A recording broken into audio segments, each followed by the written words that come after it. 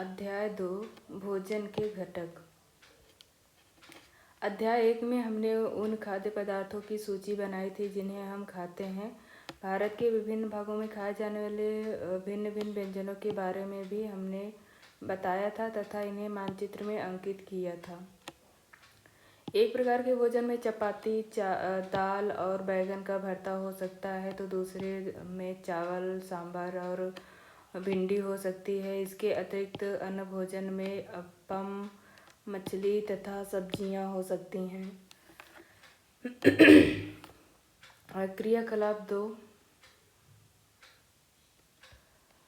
आमतौर पर हमारे आहार में अन्न से बना कम से कम एक व्यंजन होता है। दूसरे खाद्य पदार्थों में दाल या मांस का कोई व्यंजन तथा सब्जी हो सकती है। इसमें दही, मट्ठा तथा अनाज भी शामिल हो सकते हैं। इस तरह के आहार के कुछ उदाहरण 2.1 में दिए गए हैं।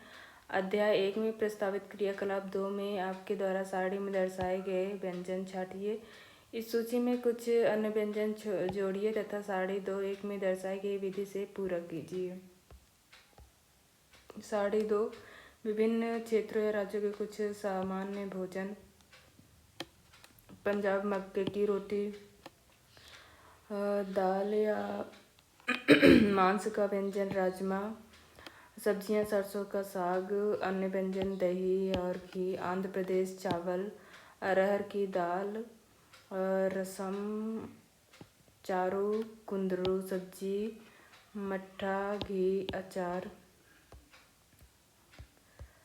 विभिन्न प्रकार के खाद्य पदार्थों में क्या होता है? हम जानते हैं कि प्रत्येक व्यंजन एक या एक से अधिक प्रकार की कच्ची सामग्री से बना होता है जो हमें पादपों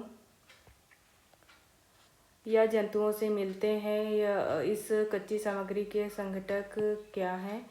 इस कच्ची सामग्री के बारे में इस कच्ची सामग्री में हमारे शरीर के लिए कुछ आवश्यक घटक होते हैं। इन घटकों को हम पोषक कहते हैं। हमारे भोजन में कुछ मुख्य पोषक कार्बोहाइड्रेट, प्रोटीन, वसा, विटामिन तथा खनिज लवण हैं। इसके अतिरिक्त हमारे भोजन में रोचांश तथा जल भी शामिल हैं जिनकी हमारे शरीर को आवश्यकता होती है। क्या सभी खाद्य पदार्थों में ये सभी पोषक उपलब्ध होते हैं? कुछ साधारण विधियों से हम यह जान सकते हैं कि कच्ची सामग्री या पके हुए भोजन में कौन सा एक या अधिक पोषक उपलब्ध है या उपस्थित है। कार्बोहाइड्रेट, प्रोटीन तथा वसा के परीक्षण अन्य पोषक के परीक्षण की अपेक्षा सरल है। आइए हम इन परीक्षणों को करके प्रेक्षकों को सारणी 2.2 में लिखें। इन परीक्षणों को करने के लिए आपको आयोडीन, कॉपर सल्फेट तथा कास्टिक सोडा विलयनों की आवश्यकता होगी। आपने कुछ परख नलियों तथा एक ड्रॉपर की भी आवश्यकता होगी। इन परीक्षणों को पके हुए भोजन तथा कच्ची सामग्री पर करें। इन परीक्षणों से प्राप्त प्रेक्षणों को 2.2 में दर्शाए गए तरीके से लिख सकते हैं। 2.2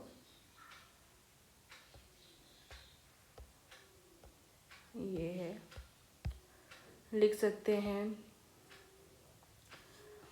इस सारणी में कुछ खाद्य पदार्थ दर्शाए गए हैं। अपना परीक्षण इस पर या अन्य किसी उपलब्ध खाद्य पदार्थ पर कर सकते हैं। इन परीक्षण को सावधानी से कीजिए और किसी भी रसायन को खाने या चखने का प्रयास मत कीजिए। यदि आपके आवश्यक विलयन तत्काल उपलब्ध नहीं है तो आपके अध्यापक निम्न विधि से उन्हें तैयार करा सकते हैं। आइए विभिन्न खाद्य पदार्थों की जांच करके देखें कि किसमें कार्बोहाइड्रेट उपस्थित है। कार्बोहाइड्रेट कई प्रकार के होते हैं। हमारे भोजन में पाए जाने वाले मुख्य कार्बोहाइड्रेट मंड तथा शर्करा के रूप में होते हैं। आयोडीन का तनु विलयन बनाने के लिए जल से आधी भरी परख नली में कुछ बूंदें टिंचर आयोडीन की मिला दीजिए। कॉपर सल्फेट विलयन 100 मिलीलीटर जल में 2 ग्राम कॉपर सल्फेट घोलने से बन जाता है और 100 मिलीलीटर जल में 10 ग्राम कास्टिक सोडा विलयन घोलने से हमें अभिष्ट कास्टिक सोडा विलयन मिल जाता है। शर्करे में होते हैं। यदि किसी खाद्य पदार्थ में मंड है तो हम इसका आसानी से परीक्षण कर सकते हैं। क्रियाकलाप 2, मंड के लिए परीक्षण। परीक्षण के लिए खाद्य पदार्थ या कच्ची सामग्री की अल्प मात्रा लीजिए।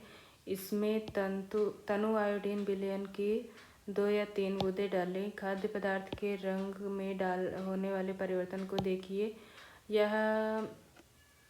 क्या यह नीला या काला हो गया? यह नीला या काला रंग मंड की उपस्थिति दर्शाता है, अर्थात पदार्थ प्लस तनु आयोडीन विलयन।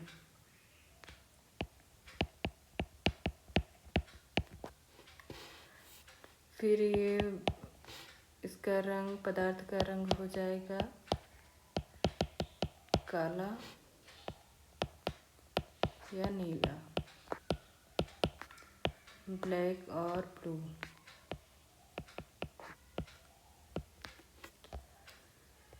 इस परीक्षण को किसी अन्य पदार्थ के साथ दोहराइए और जांच कीजिए कि इसमें मंड है।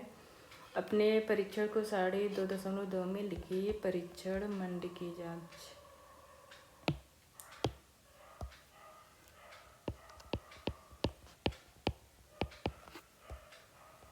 अब प्रोटीन के लिए परीक्षण। प्रोटीन के परीक्षण के लिए किसी पदार्थ की थोड़ी मात्रा लीजिए। जिस पदार्थ का परीक्षण करना है, यदि वह ठोस है तो पहले इसका पेस्ट अथवा चूर्ण बनाने की आवश्यकता होती है। खाद्य पदार्थ की थोड़ी मात्रा को पीसकर या मसलकर उसके चूर्ण को एक साफ परख नली में डाल दीजिए और 10 बूंद जल डालकर उसे अच्छी तरह हिलाएं। अब डॉपर की सहायता से परख नली में 2 बूंद कॉपर सल्फेट का विलयन तथा 10 बूंद कास्टिक सोडा का विलयन डालिए। अच्छी तरह हिलाएं। कुछ मिनट के लिए परख नली को रख दीजिए। आपने क्या देखा? क्या परख नली का पदार्थ बैगनी रंग का हो गया? बैगनी रंग खाद्य पदार्थ में प्रोटीन की उपस्थिति दर्शाता है। पदार्थ का पेस्ट प्रोटीन के लिए का paste plus caustic soda plus copper sulphate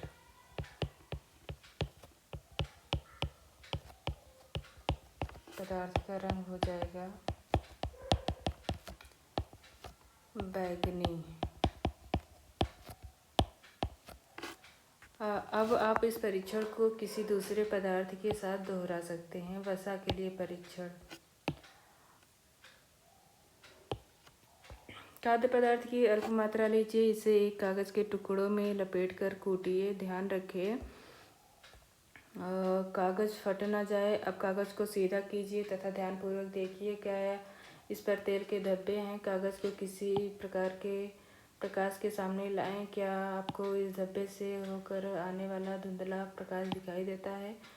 कागज पर तेल का धब्बा खाद्य पदार्थ में वसा की उपस्थिति दर्शाता है। खाद्य पदार्थ में कभी कभी जल की भी कुछ मात्रा हो सकती है। इस दशा में इन पदार्थों को कागज पर धीरे धीरे रगड़िए और कुछ समय के लिए कागज को सुखा दीजिए ताकि खाद्य पदार्थ से कुछ जल आया हो तो वह सूख जाए। इसके बाद यदि कागज पर तेल का कोई धब्बा ना रह जाए तो यह पता चलता है कि खाद्य पदार्थ में वसा उपस्थित नहीं है।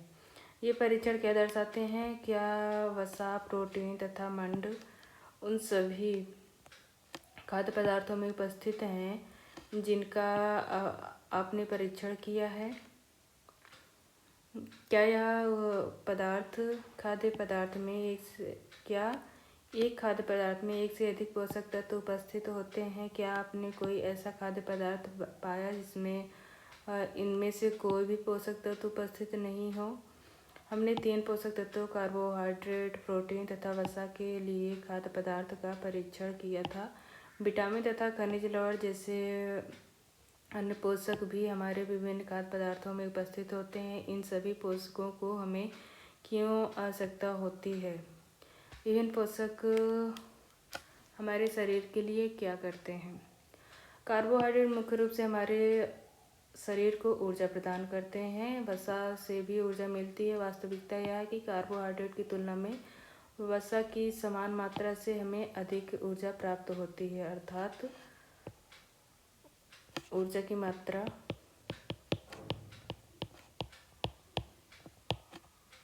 वसा ग्रेटर देन कार्बोहाइड्रेट। वसा और कार्बोहाइड्रेट भोजन को ऊर्जा देने वाला भोजन भी कहते हैं। 2.3 तथा 4 कार्बोहाइड्रेट के स्रोत शकरकंद, आलू, गन्ना, पपीता, तरबूज, आम, मक्का, बाजरा, चावल, गेहूँ, इनमें कार्बोहाइड्रेट है। जबकि 2.4 वसा के स्रोत दो होते हैं, पादप स्रोत और दूसरा जंतु स्रोत। पादप स्रोत हैं मूंगफली, गिरी अर्थात ड्राई फ्रूट्स और तिल,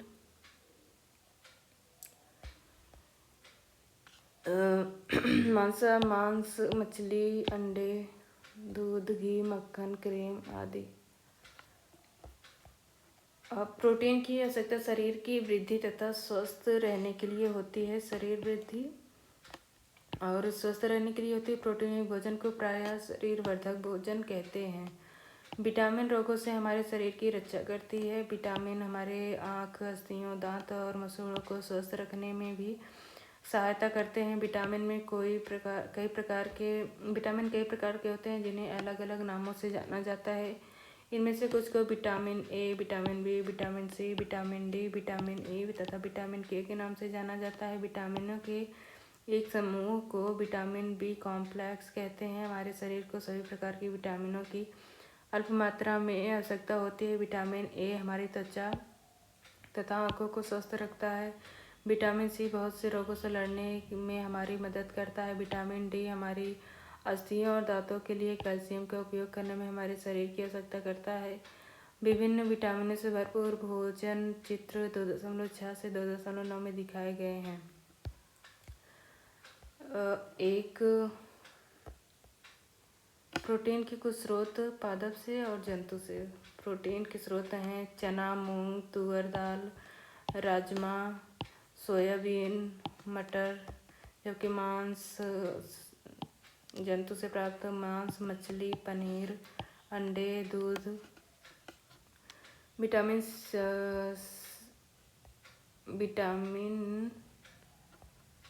ए के कुछ स्रोत हैं पपीता, गाजर और आम। विटामिन बी के स्रोत हैं गेहूँ, चावल, यकृत। और विटामिन सी के कुछ स्रोत हैं संतरा, टमाटर, नींबू, आंवला, मिर्च, अमरूद। विटामिन डी के कुछ स्रोत हैं दूध, मक्खन, अंडे, मछली।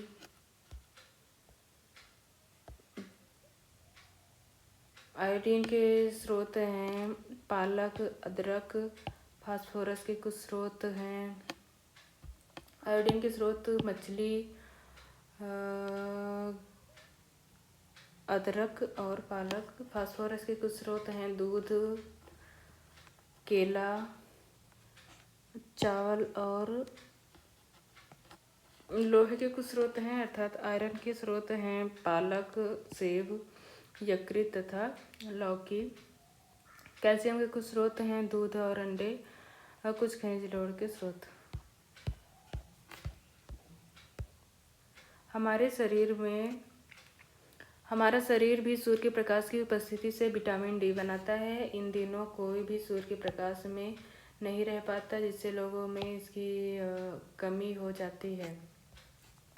हमारे शरीर को खनिज लवणों की आवश्यकता अल्प मात्रा में होती है। शरीर के उचित विकास तथा अच्छे स्वास्थ्य के लिए प्रत्येक खनिज लवण आवश्यक हैं। विभिन्न खनिज लवणों के कुछ स्रोतों को चित्र 2.10 में दर्शाया गया है। अधिकांश खाद्य पदार्थों में एक से अधिक पोषक होते हैं। कब आपने भी 2.2 में प्रेक्षणों को लिखते समय इन बातों को अवश्य ध्यान देखा होगा। फिर भी किसी कच्ची सामग्री में एक निश्चित पोषक की मात्रा दूसरे पोषक की मात्रा से अधिक हो सकती है। उदाहरण, चावल में कार्बोहाइड्रेट की मात्रा दूसरे पोषकों से अधिक होती है। अतः इस आधार पर हम यह कह सकते हैं कि चावल कार्बोहाइड्रेट समृद्ध भोजन है।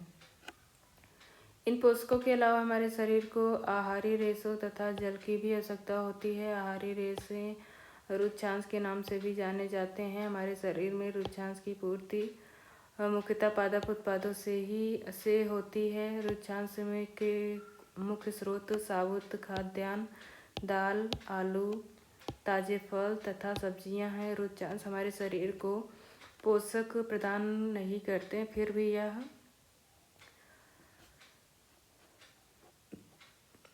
यह हमारे भोजन का आवश्यक अवयव है और इसका आयतन बढ़ा देते हैं। रुक्षांश बिना पचे भोजन को बाहर निकालने में हमारे शरीर की सहायता करते हैं।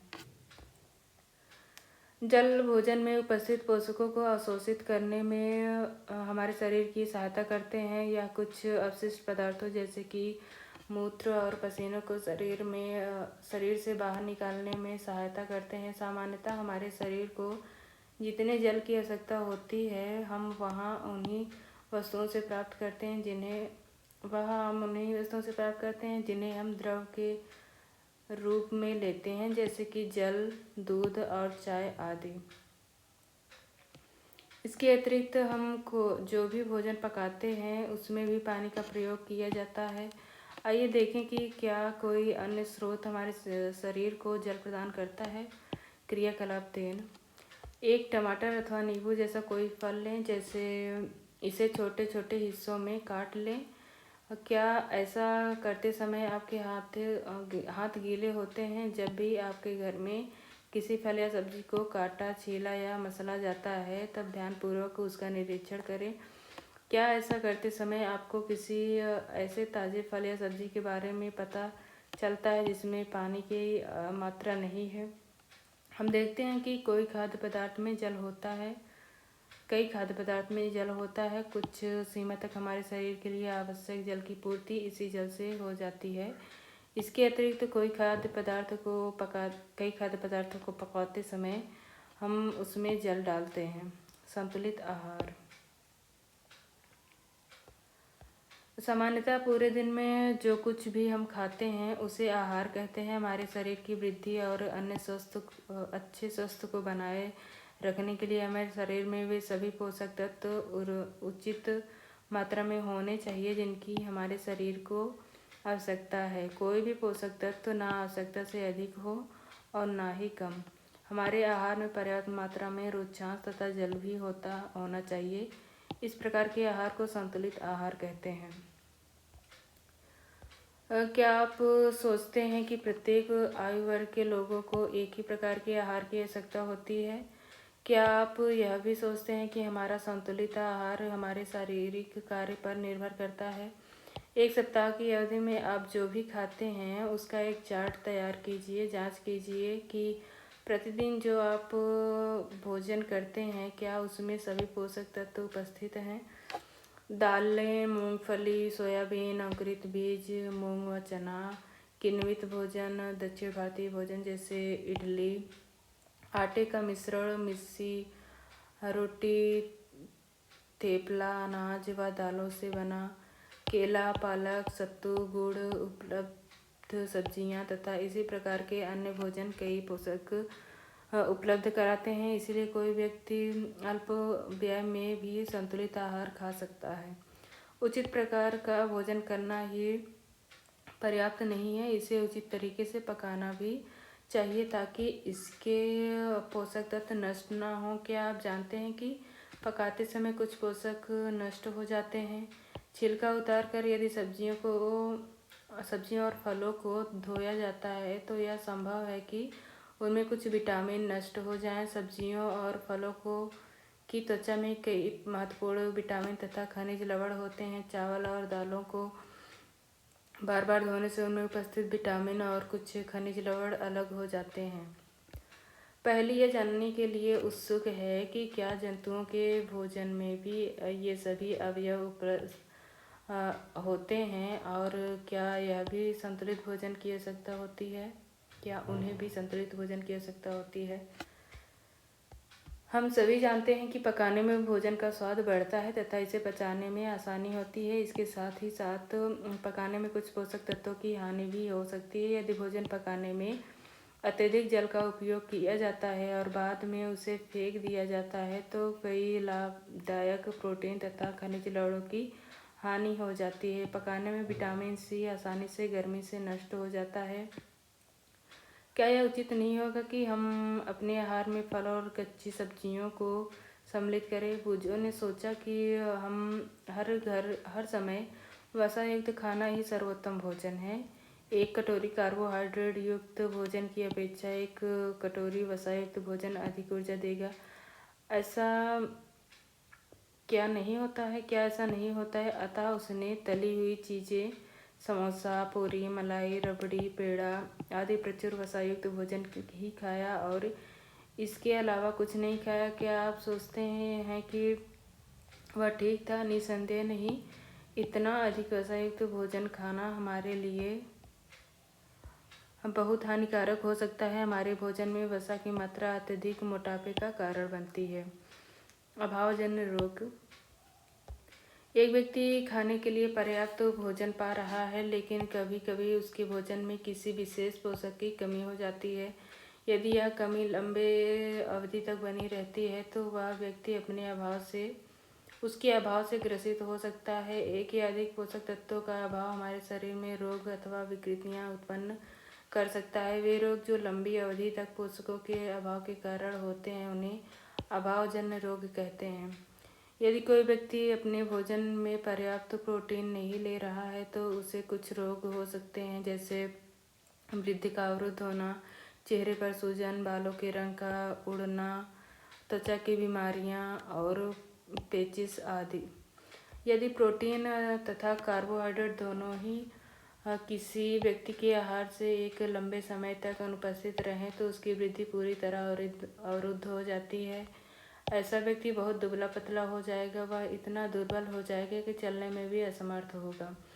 विभिन्न विटामिनों और खनिज लवणों के अभाव से विभिन्न रोग अथवा विकृतियां हो सकती हैं। इनमें से कुछ 2.3 में दर्शाए गए हैं।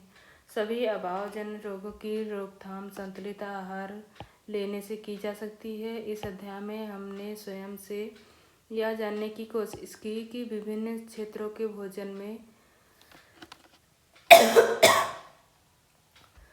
इतनी अधिक विविधता होते हुए भी आहार में पोषक तत्वों का वितरण सामान्य है। यह वितरण हमारे भोजन में आवश्यक पोषक तत्वों की उपस्थिति सुनिश्चित करता है। विटामिन और खनिज लवणों के अभाव के कारण होने वाले कुछ रोग या विकार। विटामिन ए, छीड़ता, दृष्टिहीनता, कमजोर दृष्टि। इसके लक्षण है कमजोर दृष्टि, अंधेरे में कम दिखाई देना, कभी कभी पूरी तरह से दिखाई देना बंद हो जाता है। विटामिन B1, बेरी रोग, दुर्बल पेशियां और काम करने की ऊर्जा में कमी। विटामिन सी, स्कर्वी रोग, मसूड़ों से खून निकलना, घाव भरने में अधिक समय लगना। विटामिन डी, रिकेट्स, अस्थियों का मुलायम होकर मुड़ जाना। कैल्शियम की कमी से अस्थियां और दंत क्षय, कमजोर अस्थियां, दंत क्षय। आयोडीन, घेंगा अर्थात गॉइटर, गर्दन की ग्रंथि का फूल जाना। बच्चों में मानसिक विकलांगता, लोहा, अरक्तता, कमजोरी। प्रमुख शब्द संतुलित आहार, बेरी कार्बोहाइड्रेट, ऊर्जा, वसा, खनिज, पोषक, प्रोटीन, रुचांश, स्कर्वी, मंड, विटामिन। सारांश। हमारे भोजन में कुछ पोषक तत्वों के नाम कार्बोहाइड्रेट, प्रोटीन, वसा, विटामिन तथा खनिज लवण है। इसके अतिरिक्त भोजन में आहारी रेशे तथा जल भी होते हैं। कार्बोहाइड्रेट तथा वसा हमारे शरीर को मुख्य रूप से ऊर्जा प्रदान करते हैं। प्रोटीन तथा खनिज लवण की आवश्यकता हमारे शरीर की वृद्धि तथा अनुरक्षण के लिए होती है। विटामिन हमारे शरीर को रोगों से रक्षा करने में सहायता करती है। संतुलित आहार में हमारे शरीर के लिए आवश्यक सभी पोषक तत्वों तथा पर्याप्त उच्चांश और जल उचित मात्रा में उपस्थित होते हैं। हमारे शरीर में लंबी अवधि तक एक अथवा अधिक पोषक तत्वों की न्यूनता से विशिष्ट रोग अथवा विकार उत्पन्न हो सकते हैं। प्रस्तावित परियोजनाओं एवं क्रियाकलाप। एक 12 वर्ष के बच्चे का एक संतुलित आहार चार्ट तैयार कीजिए। आहार चार्ट में उन खाद्य पदार्थों को सम्मिलित करें जो खर्चीले ना हो तथा आपके क्षेत्र में आसानी से उपलब्ध हो सके। हम यह पढ़ चुके हैं कि वसा की अत्यधिक मात्रा लेना हमारे शरीर के लिए हानिकारक है। दूसरे पोषक तत्वों का क्या प्रभाव होता है? क्या अत्यधिक प्रोटीन तथा विटामिन युक्त आहार हमारे शरीर के लिए हानिकारक है? इस प्रश्न के उत्तर के लिए आहार से संबंधित समस्याओं के विषय में पढ़ें और इस विषय में कक्षा में विचार विमर्श करें। मवेशियों और पालतू पशु द्वारा खाए जाने वाले भोजन की जांच यह पता लगाने के लिए करें कि कौन से पोषक तत्व जंतुओं के भोजन में हैं। पूरी कक्षा से प्राप्त परिणामों की तुलना विभिन्न जंतुओं के लिए संतुलित आहार की आवश्यकता से कीजिए। अध्याय 3।